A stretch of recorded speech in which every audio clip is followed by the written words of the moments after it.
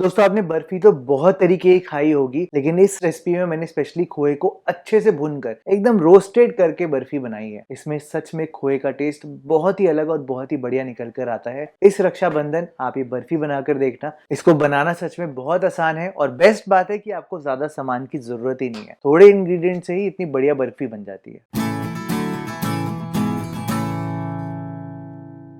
दोस्तों रोस्टेड खोया बर्फी बनाने के लिए मैंने यहाँ पर लगभग 10 इलायची का इस्तेमाल किया है। साथ साथ मैंने यहाँ पर 200 ग्राम लगभग 200 ग्राम तक यानी कि 1 कप तक चीनी ली है।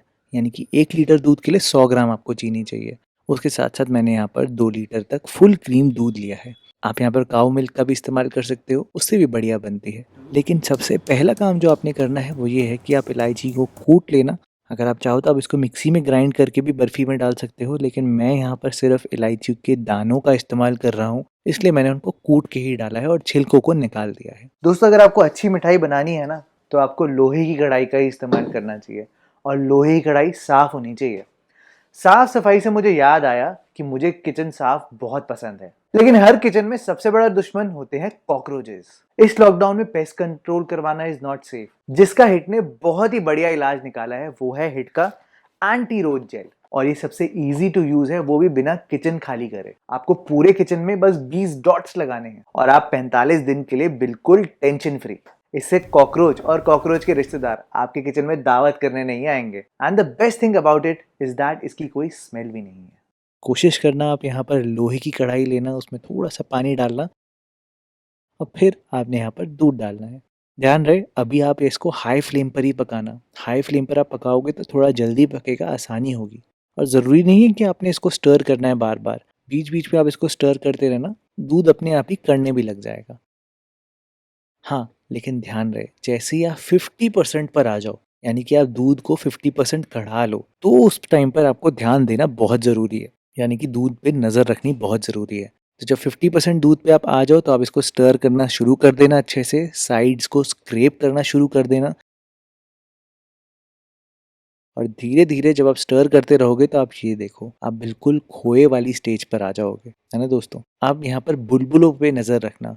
जो बुलबुले आ रहे हैं ना, वो सबसे क्रिटिकल पॉइंट है खोया बनाने तक। जैसे ही आप इस स्टेज पर आ जाओ कि बुलबुले कम हो जाएं और वो एकदम से फटना बंद कर दें, फिर आप यहाँ पर गैस को लो फ्लेम पर कर देना। क्योंकि रोस्टेड खोया बर्फी बनाने के लिए आपको कंट्रोल बहुत ज़्यादा चाहिए, तो गैस को अब आपने एकदम लोएस्ट फ्लेम पर पकाना है। तो इस टाइम पर आप यहाँ पर इलायची पाउडर भी डाल देना और साथ साथ 1 कप जो चीनी थी ना, वो भी इस टाइम पर डाल देना। जब मैंने आपको पेड़े की रेसिपी दिखाई थी तो मैंने उसमें आपको बताया था कि उसमें कैरमल बना के किया था। रोस्टेड खोया बर्फी में चीनी को साथ में ही भुना जाएगा। आप यहाँ पर टेम्परेचर पे ध्यान दो कि अभी खोए का जो इंटरनल टेम्परेचर है वो काफ़ी ज़्यादा है दोस्तों। ये देखो आप 80 डिग्री के आसपास है, एकदम लो फ्लेम पर भी। तो अब आपने क्या करना है, अब आपने सिर्फ धीरे धीरे करके खोए को भुनना है, बहुत आराम से। ध्यान रहे दोस्तों, आपको इसको इतना नहीं भूनना कि खोए से घी ही अलग हो जाए। आपको इसको इतना भूनना है कि चीनी भुने लेकिन खोए से फैट अलग ना हो। इसलिए मैं आपको ये बोलूंगा कि आप हाई फ्लेम पर मत करना, लो फ्लेम पर आराम आराम से करना। खोया बहुत सही तरीके से भुनेगा चीनी के साथ। धीरे धीरे भुनते भुनते आप देखना खोए में कलर आना शुरू हो जाएगा। और जब आप इस स्टेज पर आ जाओ, ये देखो खोया फर्म नहीं है, अभी अभी भी सॉफ्ट है, हल्का सा लिक्विडी है। इस स्टेज तक ही आपने पकाना है। अगर आपने हार्ड होने तक खोए को पकाया तो आपकी बर्फी बिल्कुल पत्थर बन जाएगी, मज़ा नहीं आएगा बिल्कुल भी। एंड में खोए को और भुनने के लिए हम यहाँ पर टेम्परेचर का फ़ायदा उठाएंगे, क्योंकि हम यहाँ पर स्पेशली लोहे की कढ़ाई यूज़ कर रहे हैं और साथ साथ चीनी का इंटरनल टेम्परेचर इतना ज़्यादा होता है तो हम उसका फ़ायदा उठा सकते हैं। आप सिर्फ थोड़ा सा घी लगा देना, जिससे कि खोया जो है वो तले पे चिपके ना। इसको थोड़ा सा अच्छे से मिला देना और इसको ढक कर पकने के लिए छोड़ देना। आप ये देखो इसका इंटरनल टेम्परेचर बहुत देर तक गर्म ही रहेगा दोस्तों, जिससे कि खोया और पकेगा। थोड़ी देर में धीरे धीरे करके जैसे ही ये रूम टेम्परेचर पर आना शुरू होगा तो मैं आपको दिखाता हूँ अब ढक्कन खोल के। ये देखो इसमें कलर और भी डार्क हो गया है, वो और भी कैरमल हो गया है। हाँ, लेकिन ये पूरी तरीके से ठंडा नहीं हुआ है, अभी भी थोड़ा गर्म ही है। मैंने बस ये किया है कि मैंने एक ये बर्फ़ी वाली प्लेट ली है, बर्फ़ी वाली प्लेट में थोड़ा सा पिस्ता बिछा लिया है और फिर उसके ऊपर खोए को लगा दिया है। जब ये हल्का सा गर्म हो ना, तभी ये देखो इतना टेम्परेचर है अभी। इतना है कि मैं हाथ आराम से लगा पा रहा हूँ, लेकिन अभी भी खोया हल्का सा गर्म ही है, पूरी तरीके से ठंडा नहीं हुआ है खोया। बस इस स्टेज तक आपने यहाँ पर इसको बिछा देना है, क्योंकि इसके बाद जब खोया रखा जाएगा ना तो वो थोड़ा सेट हो जाएगा। और उसके बाद आपने इसको काटना नहीं है। नहीं दोस्तों, आप इसको 6 घंटे तक रेस्ट होने देना, फिर आपकी बर्फ़ी आराम से कटेगी। पहले काटोगे तो वो सेट ही नहीं होगी, सही से कटेगी ही नहीं।